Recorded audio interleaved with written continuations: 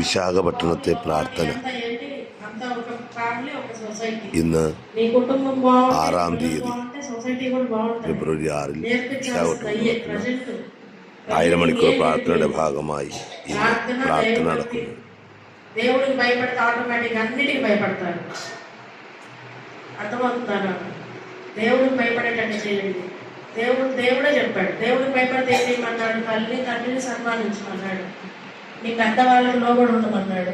వారి మాటకి వ్యతిరేకించి చెప్పొద్దు, వాళ్ళకి ఎదురు తిరిగి మాట్లాడొద్దు అన్నాడు. ఇవన్నీ మంచియే కదా. సో ఆటోమేటిక్గా వాళ్ళందరినీ గౌరవించడం, ఎవరితో ఎలా మాట్లాడాలో, ఎవరితో ఎలా సంబోధించాలో అన్నీ నేర్చుకుంటారు. మనం చేయాల్సింది పిల్లలకి ప్రార్థన చేయడం నేర్పించాలి.